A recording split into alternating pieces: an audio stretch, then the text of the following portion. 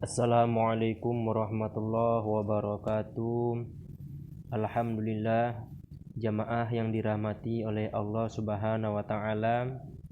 Kembali kita memasuki mabadi yang kelima, yakni maksudnya.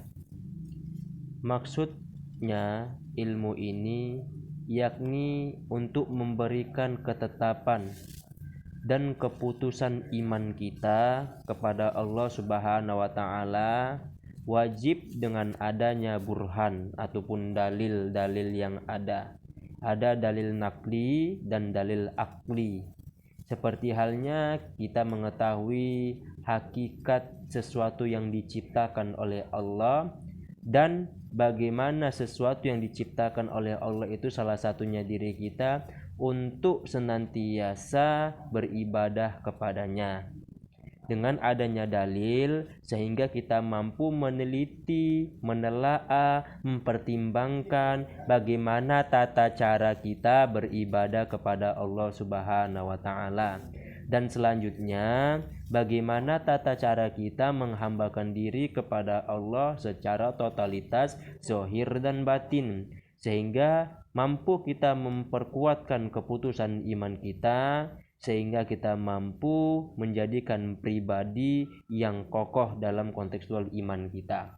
Kemudian selanjutnya, maksud ilmu ini bagaimana menetapkan keyakinan kita bahwasanya sesuatu yang tak nampak di mata kepala kita namun ada di keterangan dalil firman Allah Subhanahu wa taala, sehingga kita yakin bahwasanya benar-benar itu ada.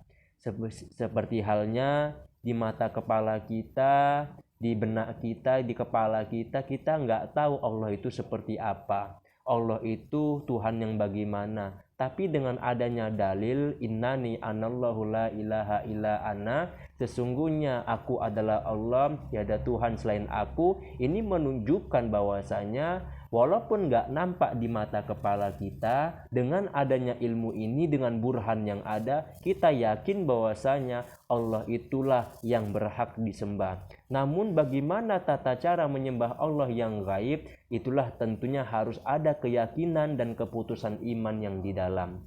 Jadi maksud ilmu ini bagaimana mengarahkan kita mempertimbangkan dalil-dalil yang ada, menelaah dalil-dalil yang ada, sehingga mampu mewujudkan keputusan iman kita memang benar-benar kita menyembah kepada Allah.